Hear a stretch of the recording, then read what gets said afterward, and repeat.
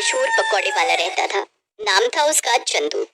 सुबह उठना, उठकर पकौड़े तैयार करना और पूरे दिन नगर में घूम घूम कर साइकिल पर पकौड़े बेचना, यही उसका रोजाना का काम था। पकौड़े ले लो पकौड़े, गर्मा गरम पकौड़े, जल्दी आओ गरम गरम पकौड़े खाओ। पकौड़े ले लो पकौड़े, गर्मा गरम पकौड़े। चंदू की आवाज सुनकर हर कोई उसके घर के सारे पकौड़े बिक जाते थे। चंदू अपने पकौड़े बेचकर घर लौट आता था। ये देखो माँ, आज मेरी कितनी कमाई हुई। तुम्हें पता है, सुंदर नगर में हर कोई मेरे पकौड़ों का दीवाना है। सबको मेरे पकौड़े बहुत पसंद आते हैं। क्या हुआ, तुम क्यों मुंह फुलाए बैठी हो? क्या फायदा कमाई का जब खाने वाले हम दो हैं। कब से तुझे बोल रही हूँ कि शादी कर ले। कम से कम ऊपर जाने से पहले पोते पोती का मुंह तो देख लूंगी। बहू से सेवा तो करवा लूंगी, पर तू है कि शादी के लिए हाँ ही नहीं करता। देख, पड़ोस में सबकी बहुएं आ गई हैं, एक तू ही रह गया है शादी के लिए। ठीक है माँ, अगर तुम कहती हो तो मैं शादी के लिए तैयार हूँ। वैसे भी अब मेरा काम अच्छा चल गया है, तो मुझे शादी करने में कोई परेशानी नहीं है। तो फिर मैं आज ही तेरे लिए लड़की देखना शुरू करती हूँ। कुछ ही समय में चंदू के लिए बहुत ही समझदार लड़की मिल गई और चंदू की शादी हो गई। नई बहू के घर आ जाने से घर में रौनक आ गई। चंदू की माँ बहुत खुश थी। लक्ष्मी बहू, तुम तो साक्षात लक्ष्मी का रूप बनकर ही हमारे घर में आई हो। तुम्हारे आने से घर में कितनी रौनक आ गई है। माँ जी, मुझे आशीर्वाद दीजिए कि मैं अपनी सारी जिम्मेदारियाँ अच्छे से निभा सकूं। मुझे पता है बहू, तुम सभी जिम्मेदारियाँ अच्छे से निभाओगी। सुनिए, आज तक आप अकेले ही पकौड़े बनाते रहे हैं। अब आप चिंता मत कीजिए, पकौड़े बनाने की जिम्मेदारी आप मुझे दे दीजिए। अब मैं पकौड़े बनाकर दिया करूंगी, आप बेचने जाया करना। इससे आपको अपने लिए भी समय मिलेगा। कितनी अच्छी है मेरी बहू। मेरा और चंदू का कितना ख्याल है इसे। उस दिन से लक्ष्मी पकौड़े बनाने में चंदू की मदद करने लगी। चंदू का काम आसान हो गया। अब वो सुबह जल्दी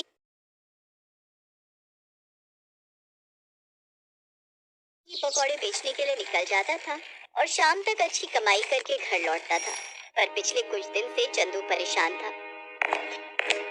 जब उसकी पत्नी ने उस परेशानी का कारण पूछा तो उसे पता नहीं पड़ा। क्या हुआ जी? मैं देख रही हूँ आप कुछ दिनों से परेशान हैं। मुझे बताइए कि क्या हुआ है। हाँ चंदू बेटा, मैं भी तुझे कई दिनों से परेशान देख रही हूँ। क्या बात है? पता नहीं, कुछ दिनों से मैं जब पकौड़े बेचने के लिए निकलता हूँ तो मेरा टोकरा भरा हुआ होता है, पर बाजार तक पहुँचने में मुझे ऐसा महसूस होता है कि मेरे टोकरे में से कुछ पकौड़े गायब हैं। पकौड़े गायब हैं? पर बेटा, आज तक ऐसा कभी नहीं हुआ। कोई बात नहीं, मैं कुछ ज्यादा पकौड़े बना दूंगी। कई बार पता नहीं चलता, हो सकता है आपके मन का वहम हो। हाँ, ये भी हो सकता है मेरे मन का वहम हो। कल मैं थोड़े ज्यादा पकौड़े ले जाऊंगा। अगले दिन चंदू थोड़े ज्यादा पकौड़े लेकर जाता है, पर उस दिन भी चंदू देखता है कि पकौड़े थोड़े कम हैं। वो घर आकर ये बात लक्ष्मी और अपनी माँ को बताता है। अरे मेरे बच्चे को पता नहीं किसकी नजर लग गई है।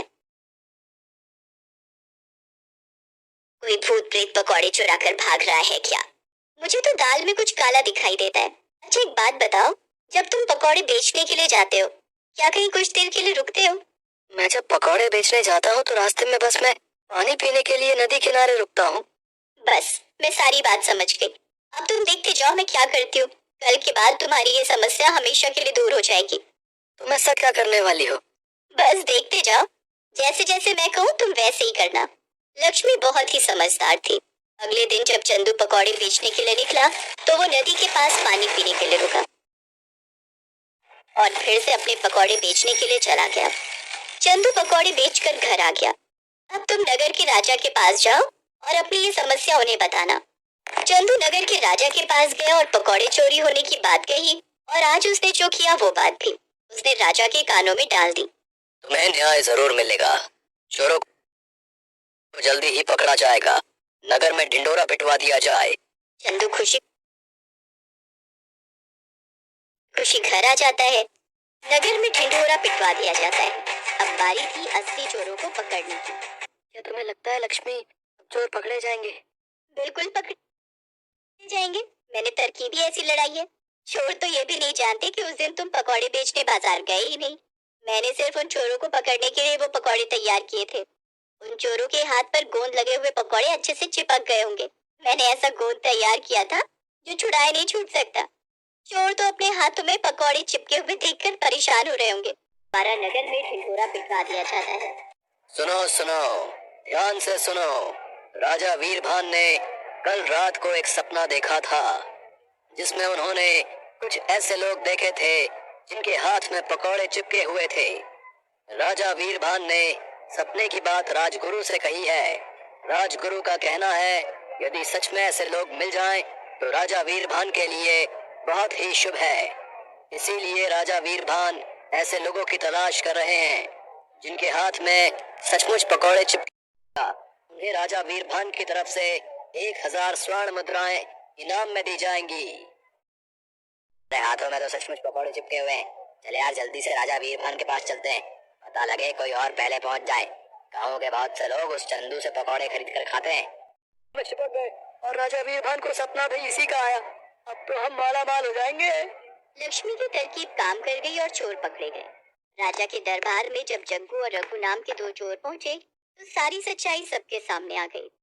इन दोनों चोरों को पकड़कर कारागार में डाल दिया जाए, ताकि ऐसे चोर दोबारा राज्य में चोरी ना कर सकें। लक्ष्मी, तुम बहुत समझदार हो। हमारे राज्य में तुम जैसी समझदार प्रजा का होना बहुत जरूरी है। उपहार स्वरूप ये 1000 स्वर्ण मुद्राएं हम तुम्हें देते हैं। चंदू के साथ इनाम लेकर खुशी खुशी घर लौट आती है। मैंने तो पहले ही कहा था, हमारी बहू अपने नाम के साथ साथ सचमुच लक्ष्मी का रूप बनकर घर में आई है। जीते रहो मेरे बच्चों, हमेशा खुश रहो। तो हेलो दोस्तों, अगर हमारी कहानी अच्छी लगी हो तो चैनल को ज़रूर सब्सक्राइब करें, ज़रूर।